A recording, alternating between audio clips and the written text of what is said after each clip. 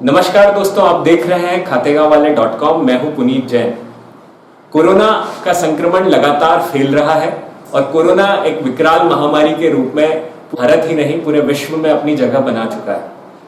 Media हो चाहे social media हो, हर तरफ नेगेटिव और सिर्फ नेगेटिव खबरें आ रही है। तो क्या कोरोना वाकई में एक डराने वाली महामारी है या इससे बचा जा सकता है कुछ सावधानियां लेकर? हम आए हैं पुष्पदीप हॉस्पिटल, जहां पे हम बात करेंगे डॉक्टर सुनैना दुबे से, जो छाती रोग विशेषज्ञ हैं और अब तक कई सारे कोविड पेशेंट्स को वो अपनी कंसल्टेंसी के माध्यम से ठीक कर चुकी हैं। मैडम, बहुत बहुत स्वागत है आपका। कोरोना एक महामारी का रूप ले चुका है, हर तरफ सिर्फ और सिर्फ नेगेटिव खबरें आ रही है। तो क्या वाकई में कोरोना डराने वाली बीमारी है जो शुरुआत से ही सिर्फ आदमी को मौत तक ले जा सकती है, या इससे बचने के वाकई में कुछ साधन हैं? जी, इसमें हम लोगों को कुछ सावधानियां रखना पड़ेंगी, क्योंकि ये बीमारी है भयानक, पर इससे डरना नहीं है। सबसे बड़ी बात है इसमें कई लोगों के अंदर, कई घरों में हम लोगों ने न्यूज़ सुनी होंगी कि परिवार में एक दो तीन चार लोगों की एक साथ डेथ हो गई। तो आपको इसमें सबसे पहली बात ये ध्यान रखना पड़ेगी कि आप यदि घर से निकल रहे हैं, कोई भी व्यक्ति यदि घर से निकल रहा है तो उसको बिना मास्क के ना निकलने दें। घर के लोग भी ध्यान रखें, जो व्यक्ति निकल रहा है वो भी ध्यान रखें। दूसरी बात, पहली बार कोई भी लक्षण आए, जैसे कि बुखार आना, कमजोरी लगना, हाथ पैर दर्द होना, ये किसी भी कारण से हो सकता है आपको। ये जनरली पेशेंट लोग क्या करते हैं कि हमको तो हाथ पैर दर्द हो रहा था, हमने काम ज़्यादा कर लिया था, हम खेत पे गए थे तो हम लोगों को धूप में लग गई, लू लग गई, हमको तो मलेरिया हुआ है, टाइफाइड हुआ है। इन सब के पीछे नहीं जाना। यदि आपको किसी भी कारण से आपके मन में जो भी लक्षण लग रहा हो, आपको कारण लग रहा हो कि हमको बुखार आया है, भले ही उसका कारण कोई भी हो, आपको यदि बुखार आया है, आपको यदि सिर दर्द हो रहा है, हाथ पे दर्द है, सबसे पहले आप अपने आप को आइसोलेट कर लें। घर के बाकी सब लोगों से दूर रहें ताकि आपका इन्फेक्शन दूसरे लोगों पर ना फैले। दूसरी बात, आप जल्दी से जल्दी आपके आसपास जो भी डॉक्टर हैं उनसे कंसल्ट करें। इसके अंदर पानी पीने का बहुत ज़्यादा ध्यान रखना है। लोग लगातार गर्म पानी पिए जा रहे हैं, स्पेशली कि गर्म पानी पीने की सलाह दी है। इतनी भयंकर गर्मी का माहौल है, मई आने वाला है, इस माहौल में आप गर्म पानी नहीं पी सकते। आपको डिहाइड्रेशन ना हो, इसके लिए आपको स्पेशली ध्यान रखना है कि आपको कम से कम 4 से 5 लीटर पानी पिए।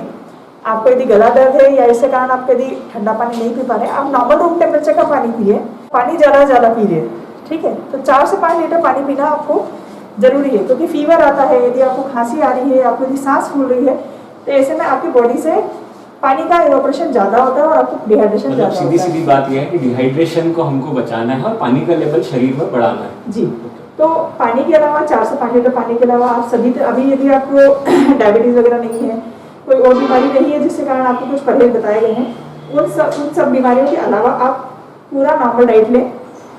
मिर्ची का कम उपयोग करें, क्योंकि इसमें दवाइयाँ गोलियाँ खाने से पेशेंट्स को एसिडिटी, घबराहट वगैरह बहुत ज़्यादा होती है। तो मिर्ची के अलावा आपको किसी भी चीज़ का परहेज करने की ज़रूरत नहीं है। आप अच्छे से पूर्ण रूप से सारे फल खाइए, पूरा खाना खाइए, लिक्विड ज़्यादा मात्रा में लें। आप फ्रूट जूस कोई सा भी ले सकते हैं, पर घर पे बनाया हुआ लें, बाजार से मत लाएं। बाजार के जो फ्रोजन वाले या दूसरे होते हैं वो ना लें। आप घर के बनाए हुए फ्रेश फ्रूट जूस लें।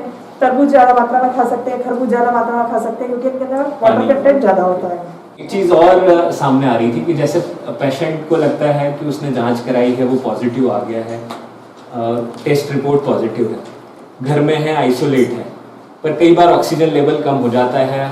लगभग हर घर में लोगों ने ऑक्सीमीटर ले रखे हैं, ऑक्सीजन का लेवल कम हो जाता है, घर में ऑक्सीजन सिलेंडर की अवेलेबिलिटी नहीं है।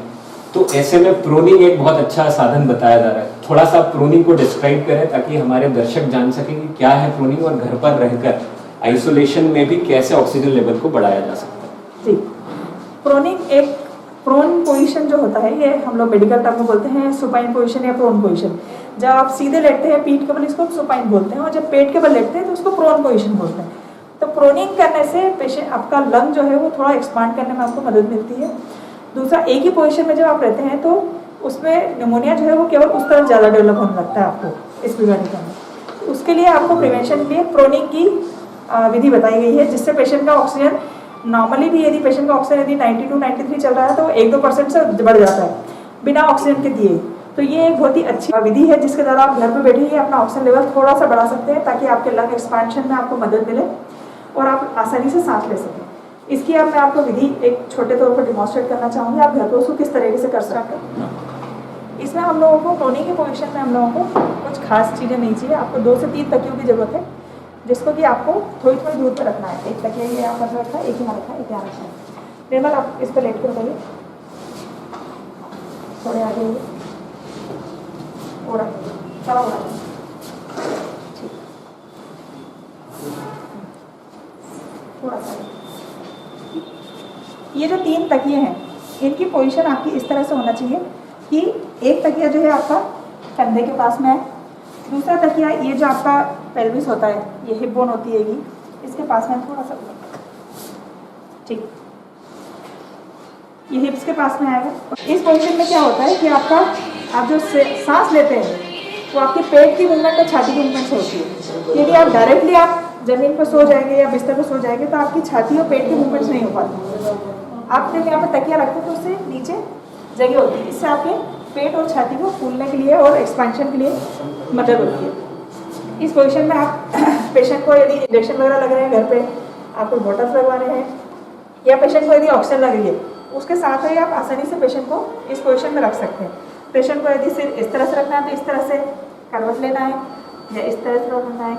हाथ आपको यदि आगे बढ़ाना है, आपको कुछ पढ़ना है, ये सब चीज़ें आप इसके समय कर सकते हैं। और सबसे बड़ी बात यह है कि आपको इसको जागते हुए करना है, केवल लेटे लेटे या सो गए हैं आपको केवल इस तरह नहीं है, आपको जागते समय ध्यान रखना है कि आप इस तरह से करें। और जो भी व्यक्ति यदि आप किसी को प्रोवोक करवा रहे हैं तो उस समय पे आपको पेशेंट को लगातार ध्यान में रखना है कि पेशेंट प्रॉपरली है कि नहीं।